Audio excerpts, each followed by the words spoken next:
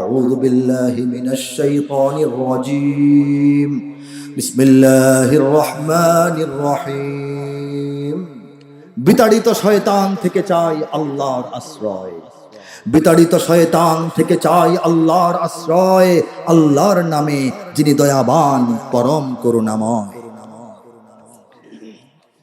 কুল হুয়াল্লাহু আহাদ আল্লাহুস সামাদ লাম ইয়ালিদ ওয়া লাম ইউলাদ ওয়া লাম ইয়াকুল লাহু কুফুয়ান আহাদ। বলে দাও নবী, আল্লাহ তিনি এক ও একক হন, তার প্রতি মুখাপেক্ষী সবাই, কারো প্রতি তিনি নন। জন্ম নেননি আর করেননি কাউকে জন্মদান, কোন দিক থেকে কেউ নয় তার সমতুল সমমান। সূরা আর রহমান থেকে পড়তে একজন বলছিল, সূরা আর রহমানের শেষ পৃষ্ঠা থেকে কয়েকটি আয়াত দিয়ে শেষ করব ইনশাআল্লাহ।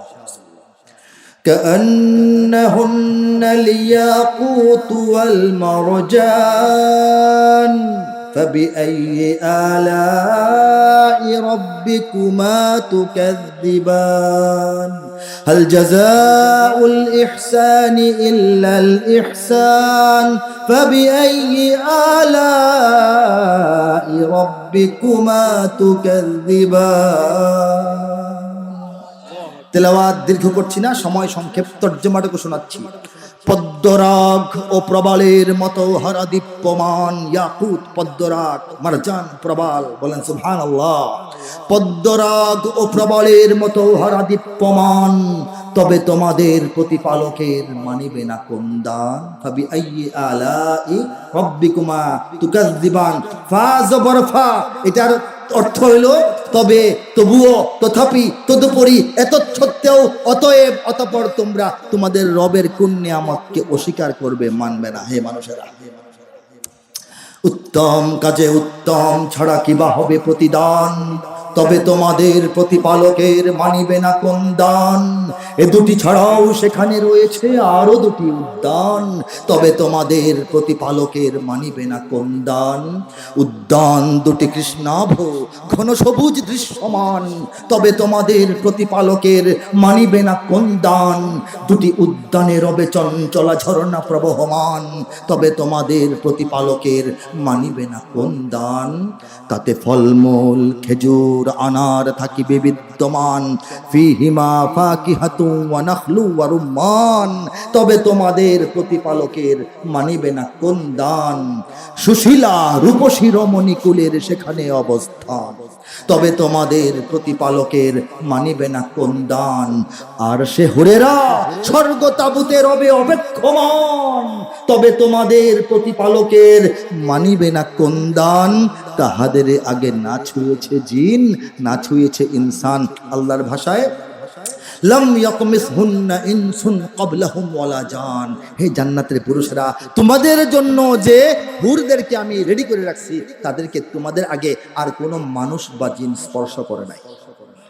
তাহাদের আগে না ছুঁয়েছে জিন, না ছুঁয়েছে ইনসান, তবে তোমাদের প্রতিপালকের মানিবে না কোন দান। সবুজ ও সুন্দর গালিচায় বসিবে দিয়ে হেলান, তবে তোমাদের প্রতিপালকের মানিবে না কোন দান। শেষের আয়াত, তাবারাকাসমু রাব্বিকা যিল জালালি ওয়াল ইকরাম। আল্লাহর দয়ায়, মায়ায়, ভালোবাসায়, আল্লাহর ইচ্ছায়, ফয়সালায় এবং কুদরতি ব্যবস্থাপনায় এবং সহযোগিতায় এই বান্দার হাতে লেখা তর্জমা হচ্ছে। কত সুমহান হে নবী তোমার রবের নামের শান, কত সুমহান হে নবী তোমার রবের নামের শান। মহান অনুভব গৌরবময় তিনি মহামহিয়ান।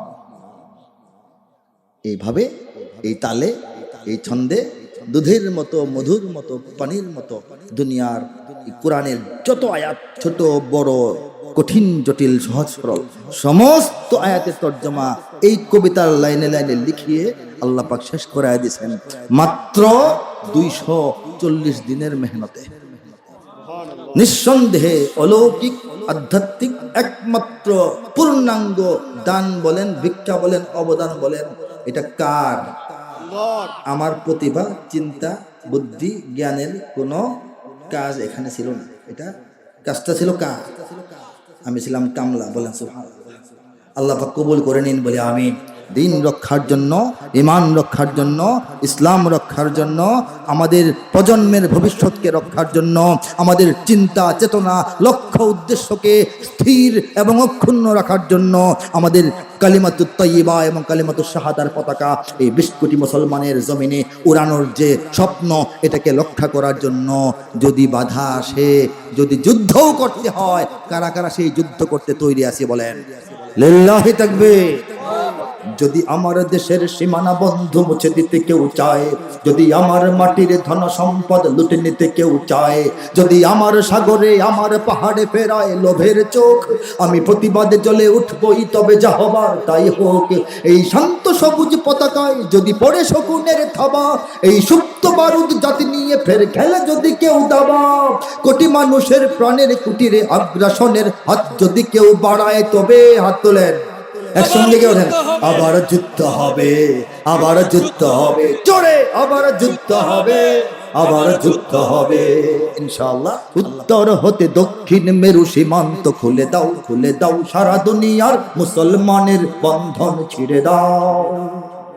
দুনিয়ার উত্তর থেকে দক্ষিণ পর্যন্ত সমস্ত কাঁটাতার, সমস্ত বেড়া, সমস্ত বাধা, সমস্ত দেয়াল, সমস্ত বর্ডার তুলে নাও। বিশ্বের 200 কোটি মুসলমানকে এক খেলাফতের কালেমার পতাকার নিচে আবার ঐক্যবদ্ধ হতে দাও। তারপর তোমরা কোন কোন শক্তি কোথায় কবে আসবে, আসতে পারো, এসে দেখো, খেলা হবে। ঠিক কিনা? গেছিলাম এপার ওপার সারা দুনিয়ার সকল মুসলমান, একই তরণীর যাত্রী সবাই, এক দেহ এক প্রাণ, প্রাচ্য কিংবা পাশ্চাত্যের নেই নেই ব্যবধান, সাদা কালো আর ধনী গরিবের ভেদাভেদ ভুলে যাও। উত্তর হতে দক্ষিণ মেরু সীমান্ত খুলে দাও, খুলে দাও, সারা দুনিয়ার মুসলমানের বন্ধন ছিঁড়ে দাও। এই যে বাংলা ভাষায় আহ্বান, দুনিয়ার সব মুসলমান কি ভাষা বুঝবে? এই জন্য অন্য কিছু ভাষায় এটাকে রূপান্তরিত করার চেষ্টা শুরু হয়েছে, কিছু ভাষায় হয়েছে। মনে রাখবেন, অদূর ভবিষ্যতে হয়তো আমাদেরই জীবদ্দশায় একটা চূড়ান্ত এই দুনিয়াতে আমরা দেখব ইনশাআল্লাহ। লড়াইয়ের একদিকে ঈমান, একদিকে কুফর, একদিকে হক, একদিকে বাতিল, একদিকে সমস্ত মজলুমগণ, আরেকদিকে সমস্ত জালিম শক্তি, একটা হবে চূড়ান্ত লড়াই। সেই লড়াইয়ের প্রস্তুতি পর্ব চলছে বিশ্বের অনেক জায়গায়, আরো কিছু বড় বড় প্রস্তুতি খেলা সামনে আসবে, আমরা সেখানে শরীক হব ইনশাআল্লাহ। আর একদম ফাইনাল খেলাটা শুরু করবেন ইমাম মেহেদী, শেষ করবেন হযরত ঈসা আলাইহিস সালাম। ঠিক কিনা? সেই যখন রণঝঙ্কার বেজে উঠবে দুনিয়ার বুকে, সমস্ত জমানো ক্ষোভ ঢালার জন্য, প্রতিশোধ নেওয়ার জন্য, সেই যাওয়ার জন্য তৈরি আছেন কারা বলেন? এই যে আমরা বেঁচে আছি, সংবাদ শুনি, চোখে দেখি এর নারীদের, শিশুদের অবস্থা, আমাদেরকে সহ্য হয়? প্রত্যেকটা কণার হিসাব, প্রত্যেকটা ফোঁটা রক্তের বদলা নিতে কারা তৈরি আছেন বলেন? সেই বদলা নেওয়ার মিছিলে যখন যুগ হব, তখন আমরা হয়তো গাইতে থাকবো, উত্তর হতে দক্ষিণ মেরু সীমান্ত খুলে দাও, সারা দুনিয়ার মুসলমানের বন্ধন ছিঁড়ে দাও। আমরা হয়তো মার্চ পাস্ট করতে করতে, কুচকাওয়াজ করতে করতে, গাইতে গাইতে যাবো। মক্কা মদিনার মানুষরা কি বসে থাকবে? আমাদের ভারত পাকিস্তানের মানুষরা বসে থাকবে? পশ্চিমা বিশ্বের মুসলমানরা বসে থাকবে? সবাই যার যার মতো আসবে, আর হয়তো গাইতে থাকবে আমাদের এই ভারতবর্ষের মুসলমানরা, জনুব সে শিমাল তক দीवार खोल दो, दुनिया के मुसलमानों की जंजीर तोड़ दो, इधर उधर सरे जहां के सारे मुसलमान, एक नाव के सवार है सब, एक जिस्म वो जा, मशरिक और मगरिब का कुछ फर्क नहीं यहाँ, अलवान वो अमवाल की हिसाब छोड़ दो। अरबेर मुसलमानरा गाइबे, इफ्ताहुल हुदूद من جنوب إلى الشمال للمسلمين العالم تمزق القتال। পশ্চিমা বিশ্বের মুসলমানরা গাইবে, open the border from north to the south, unfasten the chain of Muslims of the world। উত্তর হতে দক্ষিণ মেরু সীমান্ত খুলে দাও, সারা দুনিয়ার মুসলমানের বন্ধন ছিঁড়ে দাও। সেই লড়াইয়ের দিকে আমরা এগিয়ে যাচ্ছি। যদি শুরু হয়েই যায়, দুনিয়ার বাস্তবতা দেখুন, লড়াইয়ের পূর্বাভাস দেখা যাচ্ছে কিনা বলেন? সেই লড়াইয়ে আমরা যাব না, বসে থাকবো। হাত তুলে দেখান, লিল্লাহি তাকবীর, লিল্লাহি তাকবীর। আল্লাহ পাক আমাদেরকে তৌফিক দান করুন, ইমানে আমলে এলেমে আখলাকে আমাদেরকে যোগ্য বানিয়ে তুলুন। শেষ পর্যায়ে এসে পবিত্র কোরআনের কাব্যানুবাদ থেকে একটা পৃষ্ঠা আপনাদেরকে শোনাবো ইনশাআল্লাহ। বিষয়টা হলো, দুনিয়ার অনেক দেশে অনেক ভাষায় কোরআনের অনেক অনেক তরজমা হয়েছে, বলেন সুবহানাল্লাহ। অনেক অনেক প্রসিদ্ধ বিস্ময়কর তাফসীর গ্রন্থ রচিত হয়েছে, বলি সুবহানাল্লাহ। কিন্তু কোরআনের শুরু থেকে শেষ পর্যন্ত ৬,০০০-এর অধিক আয়াতের যথাযথ কামা হাক্কুহু একটি কমপ্লিট পূর্ণাঙ্গ কাব্যিক অনুবাদের কাজ পৃথিবীর কোনো ভাষায় কোনো দেশে পূর্ণাঙ্গ এবং গ্রহণযোগ্য মাত্রায় হয়েছে বলে কোনো প্রমাণিত তথ্য নেই। রব্বুল আলামিন এই কঠিন জটিল দুরূহ কাজটি বাংলা ভাষায় বাংলাদেশে দুনিয়াতে প্রথম তার এক নিরীহ নগণ্য এই কবি বান্দার হাতে করাইছেন। এটা করা কঠিন কেন? এটা করতে গেলে কাব্য মান ঠিক রাখতে হবে, এটার মধ্যে ভাষার মান ঠিক রাখতে হবে, নাহু সরফ ফাসাহাত বালাগাত আরবি নিয়ম কানুন ঠিক রাখতে হবে, আল্লাহর কালামের বড়ত্ব মহত্ব গুরুত্ব তাৎপর্য আভিজাত্য লালিত্য সৌন্দর্য বজায় রাখতে হবে, শুরু থেকে শেষ পর্যন্ত ধারাবাহিকভাবে করতে হবে। প্রত্যেকটা আয়াতের স্বতন্ত্র সুস্পষ্ট তর্জমা হইতে হবে, ভাবানুবাদ দিয়ে চালিয়ে দিলে হবে না, মূল অনুবাদ হতে হবে। সেভাবেই আল্লাহ করেছেন। মনে রাখবেন, বাংলাদেশের মুসলমানদের এই যে ইমানের সূত্রপাত, এটা আউলিয়ায়ে কেরামের হাতে হয় নাই, সাহাবায়ে কেরাম আজমাইনের হাতে হয়েছে, বলেন সুবহানাল্লাহ। নবী সাল্লাল্লাহু আলাইহি ওয়াসাল্লাম তার নবুয়ত প্রকাশের পর যখন অত্যাচার নির্যাতন জুলুমের স্টিম রোলার সাহাবায়ে কেরামের উপর নেমে আসলো, খাব্বাব খুবাইব আম্মার সুমাইয়া বিলালের মতো মুআজ্জাজ সাহাবীদেরকে অত্যাচার করা শুরু হলো, তখন নবী সাল্লাল্লাহু আলাইহি ওয়াসাল্লাম সাহাবীদেরকে বলেছিলেন, যদি পারো, যাদের সামর্থ্য আছে, তোমরা মক্কা থেকে হিজরত করে আবিসিনিয়ায় চলে যাও। নবুয়ত প্রকাশের ৫ম বছরের কাহিনী, বলেন সুবহানাল্লাহ। আবিসিনিয়ায় প্রথম ১২ জন গেছিলেন, ৮ জন সাহাবী ৪ জন সাহাবিয়া, তারপর গেছিলেন আরেকটা গ্রুপ ১০১ জনের, ৮৩ জন পুরুষ সাহাবী এবং ১৮ জন মহিলা সাহাবী। এই যে তারা গেছিলেন, তারা সেখানে গিয়ে বসবাস, ব্যবসা পাতি, নাগরিকত্ব সব পান। সেখানে অনেক কাহিনী আছে, জানেন সবাই ওলামায়ে কেরাম। ৫ সালে নবুয়ত প্রকাশের ৫ম বছর, আর নবুয়তের প্রকাশের এই ৫ম থেকে ১১তম, আরো ৬ বছর না, ১১ নম্বর বছর। এর মধ্যে নবীজির অনেক বিপদ আপদ, আল্লাহর রহমত সব ঘটে গেছে। শিয়াবে আবু তালিবে ৩ বছর ছিলেন, তারপর তিনি বিবি খাদিজার ইন্তেকাল হয়ে গেছে, চাচা আবু তালিবের ইন্তেকাল হয়ে গেছে, নবীজির মনটা খারাপ, তিনি গেছেন তায়েফে, সেখান থেকে আরো মন খারাপ হওয়ার মতো ঘটনা ঘটেছে, তিনি মক্কায় চলে এসেছেন। তখন আল্লাহ পাক নবীজিকে খুশি করার জন্য, নবীজিকে শক্তিশালী করার জন্য, পরাজয়ের দিন শেষ বিজয়ের দিন শুরু, এই কথাটা বুঝায় দেওয়ার জন্য মেরাজে নিয়ে গেছে। মেরাজ থেকে আসার পর যে সময়টা, এই সময়ে মদিনার মুসলমানরা মক্কায় ঢুকে, মুসলমানরা মানুষেরা আয়েশা নবীজিকে খুঁজা বাইর করে ঈমান আনে, বলেন সুবহানাল্লাহ। ২ জন ৪ জন ৫ জন হইতে হইতে বলতেছে, ইয়া রাসূলুল্লাহ, মক্কায় তো শান্তি পাইলেন না, মদিনা আপনার জন্য প্রস্তুত, আমরা হৃদয়ে খুলে আপনার জন্য বসে আছি, চলেন আপনাকে নিয়ে যাই। নবীজি বললেন, বাবারা কিছুদিন পরে যাব, আল্লাহ হুকুম দিলে পরে যাব, আপাতত কয়েকজন আলেমে দ্বীন সাহাবী দিয়া দেই, তাদেরকে নিয়ে মদিনায় যাও, তারা মদিনায় দাওয়াতের কাজ ইলমের কাজ করতে করতে একটা পরিবেশ সৃষ্টি করুক, আল্লাহ বলা মাত্রই আমি নবীও তোমাদের এখানে চলে আসবো।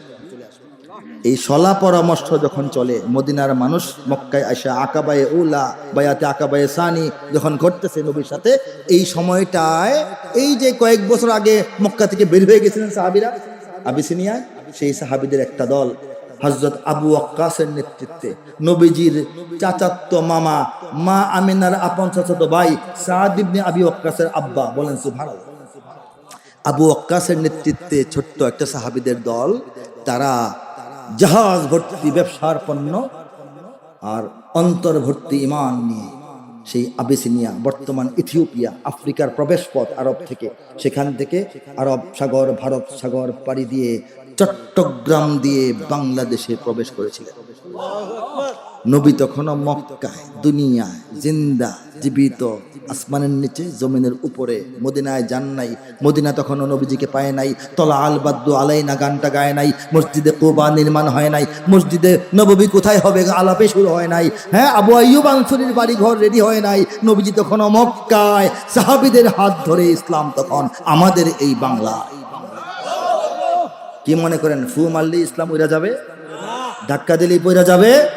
ধমক মারলেই আমরা দেশ ছেড়ে দিব নাকি? কখনোই নয়। ঠিক কিনা? ঠিক কিনা বলেন? আমরা তৈরি আছি কিনা? তৈরি আছি কিনা বলেন? লিল্লাহি তাকবীর। নারে তাকবীর, নারে তাকবীর। আল কোরআনের আলো, আল হাদিসের আলো। সারা দুনিয়ার মুসলমানরা আমাদের ভাই, এ কথা মনে রাখতে হবে। ঠিক কিনা বলেন? আল্লাহর কাছে সিজদায় পড়ে থাকা উচিত আমাদের সবার। দুনিয়াতে 200 কোটি মুসলমান, সেই 200 কোটি মুসলমানের 10 ভাগের 1 ভাগ 10%, 20 কোটি মুসলমানকেই আল্লাহ পাক বাংলাদেশে দান করছে। বাংলাদেশটা কি দুনিয়ার 10 ভাগের 1 ভাগ জমি নিয়ে বিরাট দেশ নাকি? নাকি দুনিয়াতে দেশই মাত্র 10টা? তা তো না। কিন্তু আল্লাহ পাক 10 ভাগের 1 ভাগ মুসলমান, গরিবের দেশ, ফকিরের দেশ, মূর্খের দেশ, অসচেতন মানুষের দেশ, পেটকাদা মাটির দেশ, বন জঙ্গলের দেশ, পোকামাকড়ের দেশ, সাগরে ডুবে যায় দেশের মধ্যে দিয়ে দিয়েছে। যতগুলি কথা বললাম, সারা দুনিয়া আমাদেরকে এমন মনে করে, কিন্তু আল্লাহ মনে করেন এটা দ্বীনের দেশ, ইমানের দেশ, মসজিদের দেশ, মাদ্রাসার দেশ, কোরআনের দেশ, তাসবির দেশ, জিকিরের দেশ, মিজানের দেশ, আজানের দেশ, কালিমাতুত তাওহীদের পতাকা চূড়ান্তভাবে পথ করে উড়িয়ে দেবার দেশ। ঠিক কিনা?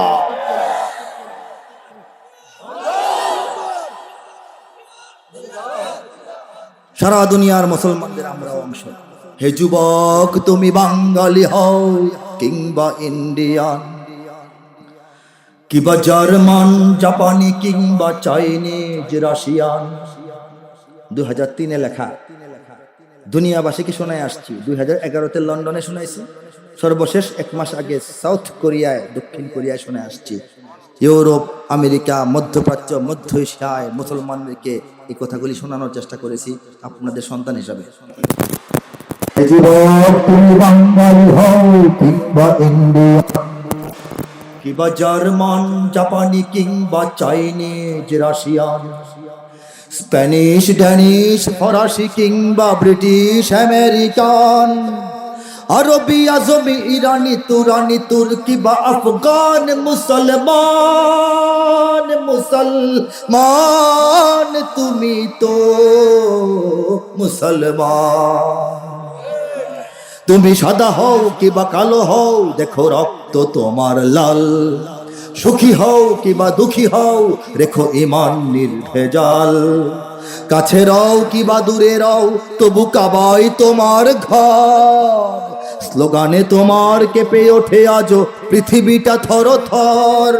মৃত্যু তোমায় জানায় সালাম, দূরে থাকে শয়তান। মুসলমান তুমি তো মুসলমান। ঠিক কিনা?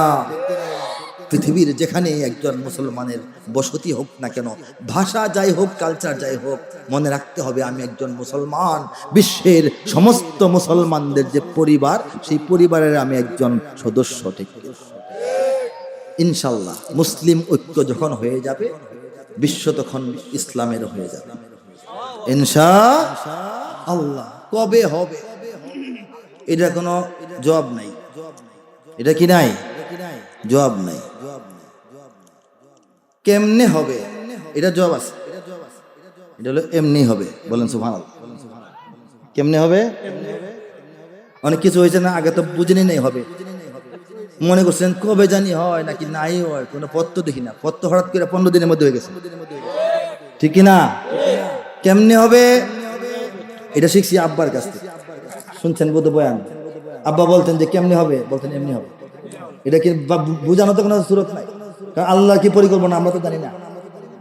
কিন্তু জানি বাংলাদেশটা অপরিকল্পিত কোনো প্রজেক্ট না, আল্লাহর পরিকল্পনার ভিতরে। ঠিক কিনা? যদি পরিকল্পনা না থাকতো, তাহলে যে নবীদের ঘরের মানুষেরা ইমান পায় নাই, বাংলাদেশে 20 কোটি মানুষকে আল্লাহ ইমান দান করতেন না, যদি আল্লাহর কোনো পরিকল্পনা না থাকতো। বিয়া শাদীর মধ্যে দেখবেন 100 পাতিল দই আনে, বলে 80 পাতিল খাওয়ায় দাও, 20টা পাতিল গায়েব করে রাখো। কেন রাখো? পরে আরো ভালো মেহমান আসতে পারে, বেশি মেহমান আসতে পারে, হ্যাঁ, টান পড়তে পারে, কয় না? টান পড়া মানে শর্ট হওয়া নাকি? আগেরটা ইংরেজি কইছিলাম, এখন বাংলা কইলাম নাকি? এই রকম খেলার মধ্যে শেষের কয়েক মিনিটে খেলায় দেখবান প্রয়োজনীয় গুরুত্বপূর্ণ খেলোয়াড়দেরকে নামানো হয়, শেষে নামানো হয়। সাইনবোর্ড ঘুরে নামায় দেয় না, দেখছেন না?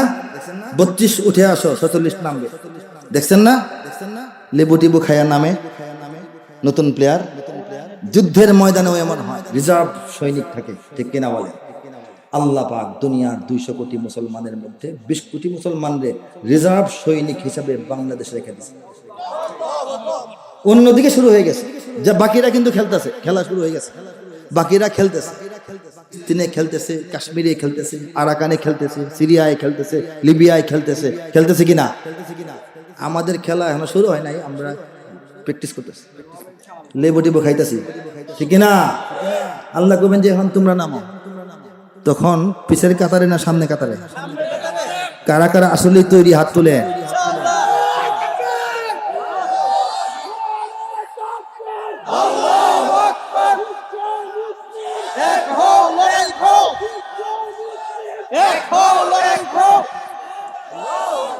যারা খেলতেছে তারা তাদেরকে এমন পেরেশান করছে, তারা এমন ভয়ে আছে যে খেলোয়াড়রা এমন খেলা খেলতেছে, রিজার্ভ সৈনিকরা জানি কেমন খেলে।